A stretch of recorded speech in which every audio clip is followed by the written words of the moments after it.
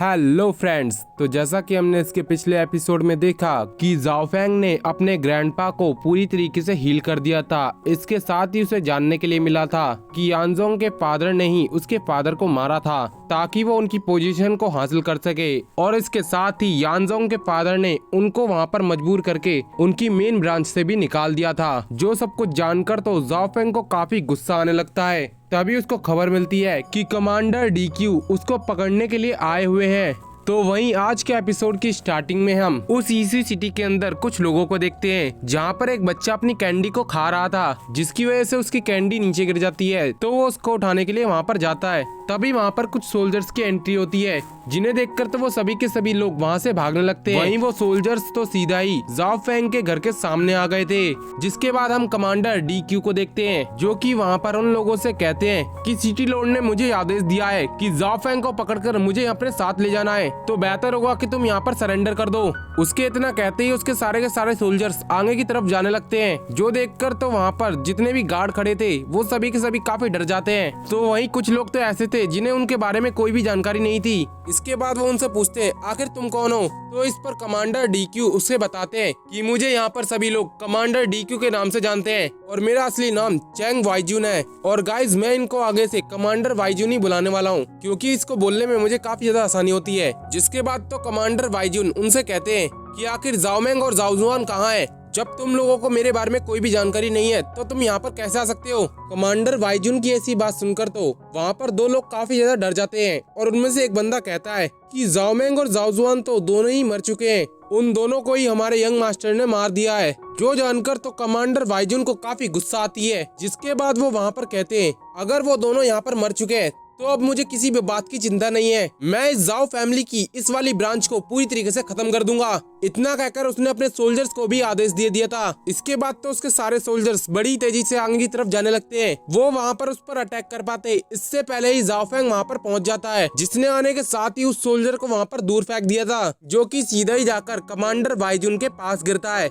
इसके साथ ही साथ जाओ फेंग बड़ी शान से आगे की तरफ आने लगता है, जो देखकर तो कमांडर वाईजुन को बिल्कुल भी अच्छे नहीं लगता। और वो अपने सोल्जर्स से कहते हैं कि जो भी इसका सर लाके देगा मैं उसको एक बहुत बड़ा इनाम दूंगा। जो सुनकर तो सभी सोल्जर्स उस पर अटैक करने के लिए बढ़ जाते हैं, लेकिन जाओ फेंग ने बड़ी आसानी से बारी बारी करके उन सभी को धूल चटा दी थी। जिसके बाद वो कमांडर वाईजुन से कहता है कि कोई भी मेरी जाओ फैमिली को टच नहीं कर सकता। उसकी ऐसी बात सुनकर तो कमांडर वाईजुन उससे कहते हैं कि बच्चे, तुम्हें क्या लगता है कि तुम मुझे रोक सकते हो। उसकी ऐसी बात सुनकर तो जाओ फेंग भी उससे कहता है कि मैं तुम्हें रोक सकता हूँ या नहीं, ये तो सिर्फ फाइट करने के बाद ही पता चलेगा। जाओ फेंग को इतना एरोगेंट होता हुआ देखकर तो कमांडर वाईजुन उससे कहते हैं तो फिर ठीक है, मैं भी तुमसे लड़ने के लिए तैयार हूँ। जिसके बाद तो उन्होंने अपने स्पेयर से जाओ फेंग पे अटैक करना शुरू कर दिया था। तो वहीं उन दोनों की फाइट में लग रहा था कि कमांडर वाईजुन की पावर जाओ फेंग से काफी ज्यादा है, जिस वजह से जाओ फेंग को उनसे डील करने में काफी प्रॉब्लम आ रही थी। तो वहीं उन दोनों को लड़ते हुए देखकर तो जी शुआई ग्रैंडपा से पूछती है कि ग्रैंडपा, कि यंग मास्टर इस फाइट को जीत भी पाएंगे।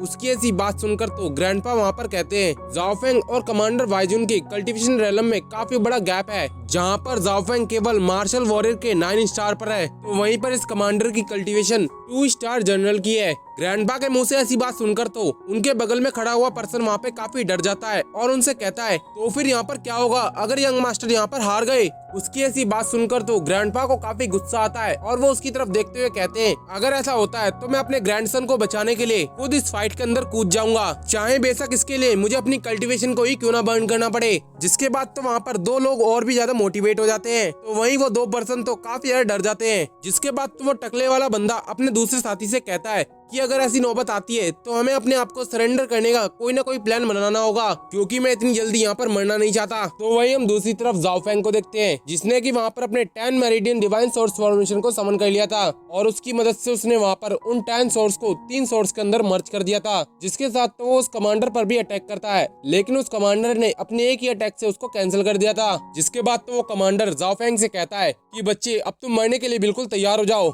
उसकी ऐसी बात सुनकर तो जाओ फेंग भी परेशान हो जाता है और वो अपने मन में सोचता है कि कमांडर वाईजुन और मेरी कल्टीवेशन के बीच काफी बड़ा गैप है, लगता है मुझे अपनी ट्रिक खेलनी पड़ेगी। जिसके बाद तो वो कमांडर से कहता है कि कमांडर वाईजुन, तुमने मुझे ये करने पे मजबूर कर दिया है। इसके बाद तो वो वहाँ पर दिखाने लगता है कि जैसे वो एक खतरनाक अटैक को रेडी करने वाला है। जिसकी वजह से सभी के सभी लोग वहाँ पर सीरियस हो जाते हैं। लेकिन जाओ फेंग तुरंत ही नीचे आते हुए वहाँ से कल्टी हो जाता है और जाते जाते वहाँ पर कहता है कि कमांडर वाइजुन, यहाँ पर तुम मेरा वेट करना, मैं जल्दी अपनी प्रैक्टिस करके यहाँ पर वापस आता हूँ। तो वहीं से भागता हुआ देखकर तो दोनों ही तरफ के लोग काफी हैरान हो जाते हैं। मगर बात की जाए कमांडर वाइजुन की, तो वो इस बात से काफी गुस्सा हो जाते हैं। उन्हें तो लगता है कि जाओ फेंग यहाँ पर उसकी काफी ज्यादा बेइज्जती कर रहा है, इसलिए वो अपने सभी सोल्जर्स को उसके पीछे लगा देते हैं। मगर जाओ फेंग तो वहाँ पर अपने ग्रैंडपा से कहता है कि ग्रैंडपा, किसी भी तरीके से इस कमांडर को यहाँ पर रोक के रख लीजिए, मैं थोड़ी देर में आपके पास वापस आ जाऊंगा। मेरे पास एक प्लान है जिससे कि मैं इसे हरा सकता हूँ। जो सुनकर तो उसके ग्रैंडपा भी बिल्कुल फाइट के लिए तैयार हो जाते हैं और इसके बाद वो वहाँ पर फाइट करने के लिए भी उतर चुके थे। तो वहीं कमांडर वाइजुन भी पीछे नहीं हटता, जिसकी वजह से वहाँ पर फाइट होना स्टार्ट हो जाती है। तो वहीं जाओ फेंग के ग्रैंडपा उस कमांडर से कहते हैं, मुझे पता है कि मैं तुम्हें यहाँ पर नहीं हरा सकता,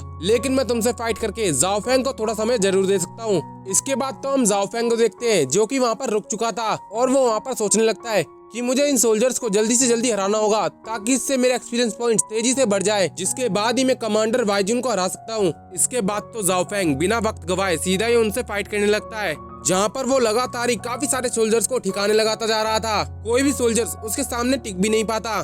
कुछ सोल्जर्स तो वहाँ पर अपनी जान बचाने के लिए भागने लगते हैं, लेकिन जाओ फेंग उन्हें इतनी आसानी से छोड़ने वाला भी नहीं था। वहीं कुछ सोल्जर्स तो वहाँ पर कहने लगते हैं कि जाओ फेंग लगता है पागल हो चुका है, मुझे नहीं लगता कि हम इसे रोक भी पाएंगे। अपने सोल्जर्स की ऐसी बात सुनकर तो कमांडर वाइजुन भी काफी हैरान हो जाते हैं और वो उसके ग्रैंडपा को पीछे हटाते हुए सीधा ही उसकी तरफ जाने लगते हैं। मगर जाओ फेंग के ग्रैंडपा फिर से उसके सामने आ जाते हैं, लेकिन इसका कोई भी फायदा नहीं होता क्योंकि कमांडर वाइजुन ने उन्हें बड़ी आसानी से पीछे हटा दिया था।